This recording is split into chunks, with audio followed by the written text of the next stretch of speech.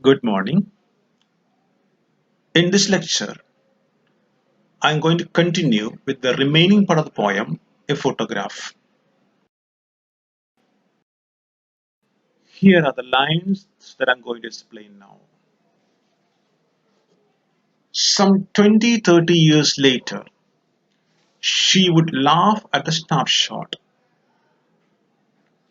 See, Betty and Dolly, she would say, and look how they dress us for the beach. Here we are talking about the poet's mother. 20, 30 years later, mother would look at the snapshot clicked when she was 12 years old on the sea beach. And who are the two girls' cousins? In these lines, you have the names of the cousins. One is Betty, and the other one is Dolly. These are two girls' cousins who were with mother when they went to the sea beach during their childhood. She would laugh. Who is she here? She is the poet's mother. Why would she laugh looking at the snapshot, looking at the photograph? Because looking at the photograph, she recalled her joyful moments of the past. The laugh indicates her innocent joys and the youthful spirit. The laugh indicates her nostalgic feeling, the memories of her childhood days.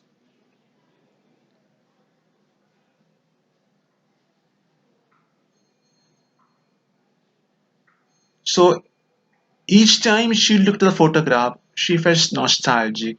She really missed those beautiful days or the particular day that she had on the sea beach. So the memory of the sea holiday made her laugh. And look how they dress us for the beach. Who are they here referred to? They here refer to the parents of these three girls. They dressed them for a particular sea beach holiday. So the way they were dressed looked quite funny. Mother used to point out at the picture to show how funnily they were dressed for the sea holiday. So perhaps this is another thing that made the mother laugh, looking at the way they were dressed funnily. The sea holiday was her past, mine is her laughter, both ride with the labored ease of loss. These are a little difficult lines, so look at the lines very closely. The sea holiday was her past. What does it mean? 20, 30 years later, when she looked at the photograph, she was missing the beautiful childhood days. The sea holiday was her past because she had gone for the sea holiday when she was 12 years old. And now she was missing the beautiful childhood. Mine is her laughter. What does this mean? This means that the poet now is missing the mother's laughter because the mother is no more. She is missing the mother. She's missing her laughter. She's missing her company. So here we find both the mother and her daughter had missed something. Mother was missing her childhood days, and daughter now is missing her mother's presence, her mother's laughter. Both rhyme with the labored ease of loss. Here you have an example of oxymoron. What's the meaning of oxymoron? It's a term which contradicts itself. In other words, in an oxymoron, you find two different ideas put together, one contradicting the other. For example, cruel kindness. How can kindness be cruel? So, cruel and kindness are contradictory words. Another example is bittersweet. Yet another example is sweet sorrow. Sorrow cannot be sweet. Now let me come back to the line in this poem.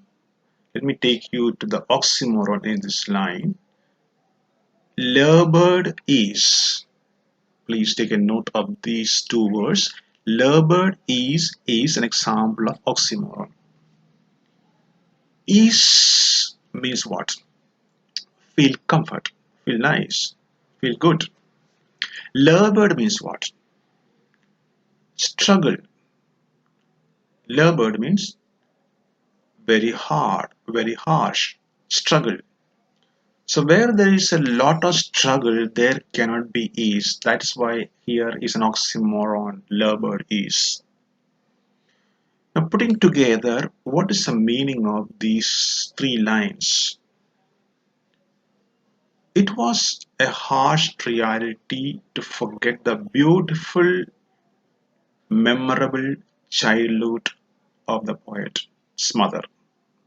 For the poet's mother, it was a harsh reality to accept that she had lost her childhood and the beautiful childhood days. For the poet, it is a harsh reality to accept that her mother is no more. But with the passing of days, both had to accept this harsh reality and live their life is. That's what life teaches us. One has to learn to face a loss and adjust with the reality of death and loss. This is what both the mother and the poet learned during the course of their life. What is the meaning of Rai? Rai means disappointment, an expression of disappointment on the face. So to accept the loss was not an easy thing for both. So both had an expression of disappointment on their faces. Mother, whenever she looked at the photograph, she felt bad that she was missing those days, and now the poet is missing her mother's laughter, so naturally she feels disappointed. Let's go ahead to the next few lines. Now she has been dead nearly as many years as that girl lived. So how many years have passed after the death of her mother? 12 years. How do you know that? Because it's clearly mentioned as many years as that girl lived in the photograph. In the photograph, she was 12 years old. She had gone to the sea beach and the photo was clicked when she was 12 years old. So this line means that it is 12 years now after her death. And of this circumstance, there is nothing to say at all. It's silent silences. What does this circumstance mean? This circumstance means the present life of the poet without her mother.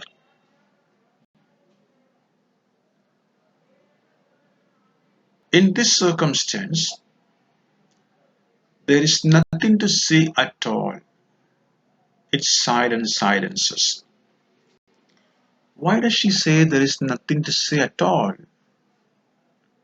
Because she becomes too emotional when she thinks of her mother.